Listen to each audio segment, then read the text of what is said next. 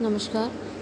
आज हम BSc part second के फर्स्ट पेपर में सम्मिलित topic valence bond theory of transition metal complexes का अध्ययन करेंगे।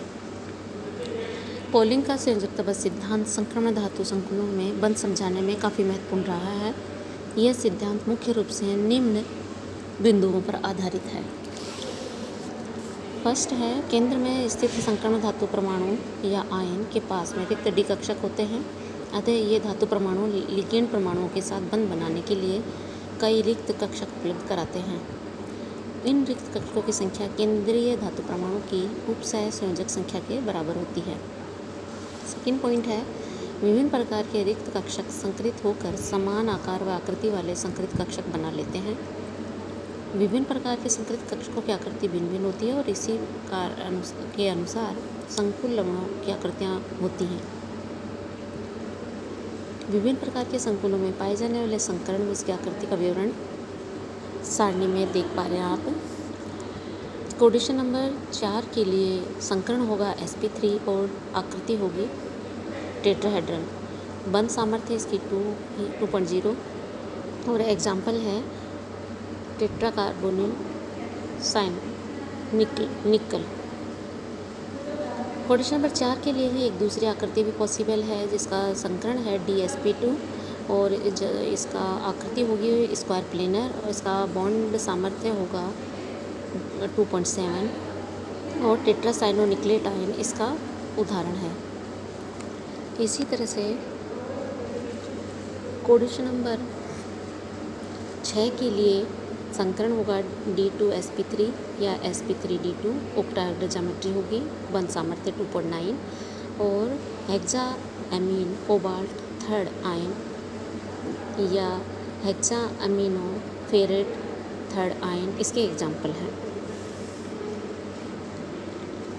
संकुल बनते समय लिगेंड समूह इलेक्ट्रॉन डोनर के रूप में व्यवहार करते हैं, जबकि धातु आयन या आयन इलेक्ट्रॉन डोनर एक्सेप्टर की भांति व्यवहार करते हैं।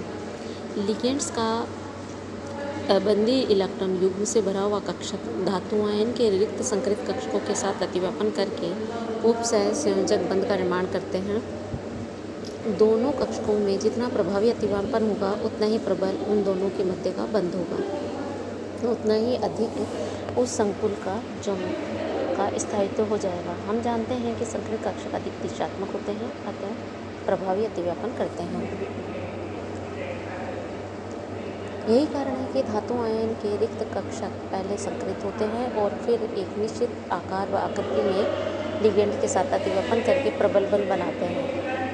सारणी 7 से स्पष्ट है कि संकरण में डी कक्षकों के योगदान से बंध सामर्थ्य बढ़ रही है। अतः इन कक्षकों के दिशात्मक गुण निम्न प्रकार से हैं। sp3 का बंध सामर्थ्य DsP2 से कम होगा और DsP2 का बंध सामर्थ्य D2sp3 से कम होगा। इसका मतलब सबसे अधिक जो बंध सामर्थ्य है वो D2sp3 है, यानी इसमें स्ट्रॉन्ग ओवरलैपिंग है वो स्ट्रॉन्ग होगी। एक उपसह संयोजक बंध की मजबूती तो प्रकृति वैसी ही होती है जैसे कि एक सहसंयोजक बंध की होती है, लेकिन इसके विपरीत उपसह संयोजक बंध से बंधित दोनों परमाणुओं पर फॉर्मल चार्ज आ जाता है, क्रमशः धातु परमाणु पर +1 और एक्सेप्टर एटम पर -1। सेंट्रल मेटल एटम के पास कितने खाली लिगेंड हैं, कितने भरे हुए लिगेंड हैं,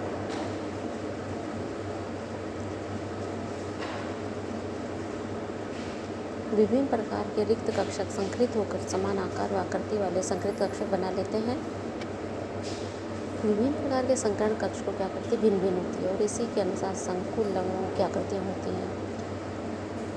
sp3 संकरण चूँकि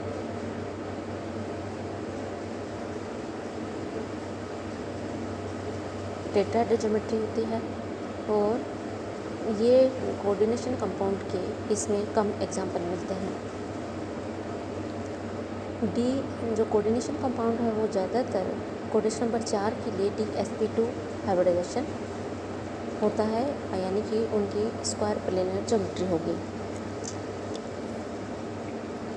और सबसे जो स्टेबल ज्योमेट्री है वो ऑक्टाहेड्रल ज्योमेट्री होती है। इसमें D2sp3 या sp3d2 हाइब्रिडाइजेशन होता है,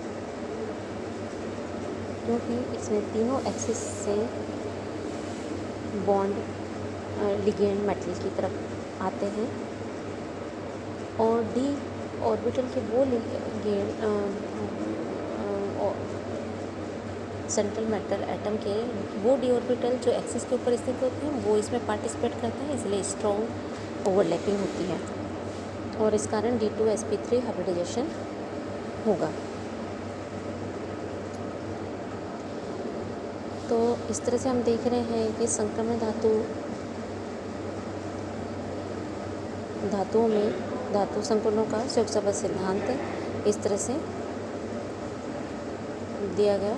वैलेंस बॉन्ड थ्योरी के अनुसार हम आगे की क्लास में stability of complex compound according to valence bond theory के हिसाब से हम आगे देखेंगे।